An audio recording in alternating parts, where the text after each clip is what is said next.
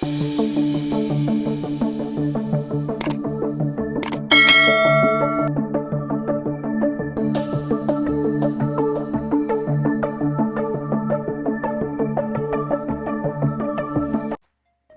tayo magpatuloy, huwag kalimutang mag-subscribe sa aking channel.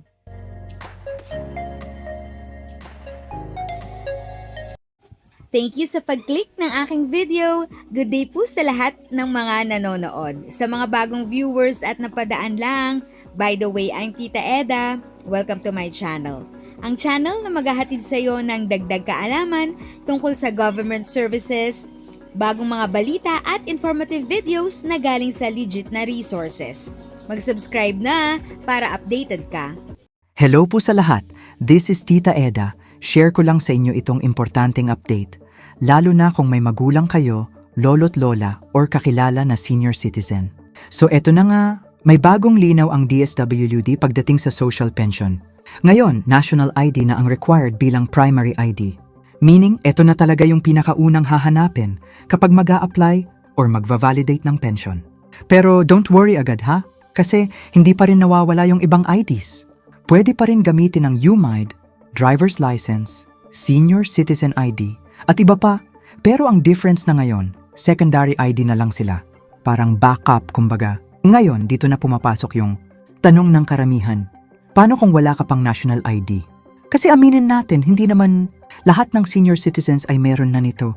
May iba na nahirapan mag-register, may iba na matagal dumating yung ID, at meron din talagang hindi pa nakakapag-apply. So ang concern ngayon ng marami, makakakuha pa rin ba ng pension kung wala pang national ID? May chance ba na ma-delay yung pag-release? Mas magiging strict ba yung verification? And honestly, valid lahat ng tanong na yan. Base sa mga paliwanag, ang goal talaga ng pag-prioritize ng national ID is para mas maging organized yung system.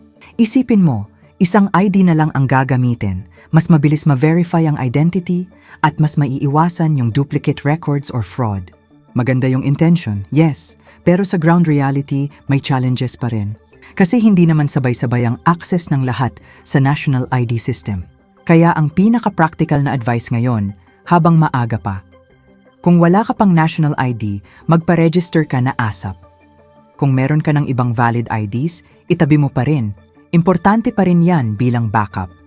At pinaka-importante, makipag-ugnayan sa local DSWD office ninyo para updated ka sa latest guidelines sa area ninyo. Kasi minsan, may slight differences din sa implementation, depende sa lugar. At syempre, hindi lang ito basta balita. Importante ito para sa mga umaasa sa social pension. Para ito sa mga magulang natin na nangangailangan ng support, sa mga lolo't lola na umaasa sa tulong ng gobyerno. Kaya kung may kilala kang senior citizen or may family member ka na pwedeng maapektuhan nito, i-share mo na agad itong info na to.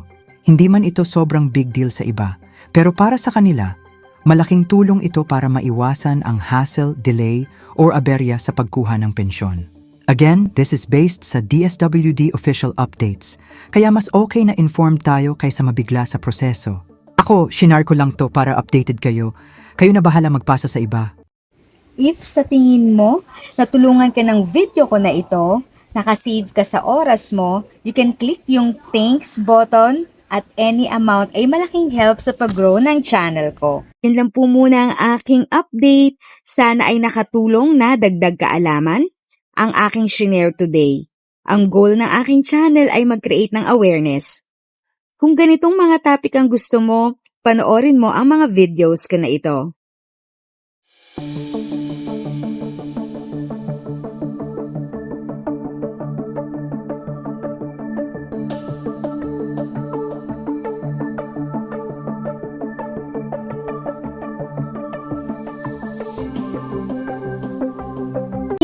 Kung may kapamilya, kaibigan o kakilala sa tingin mo ay magiging interesado sa video, please share or tag sila sa comment section. At syempre, if nagustuhan mo ang video, i-like mo na ito at subscribe ka na din.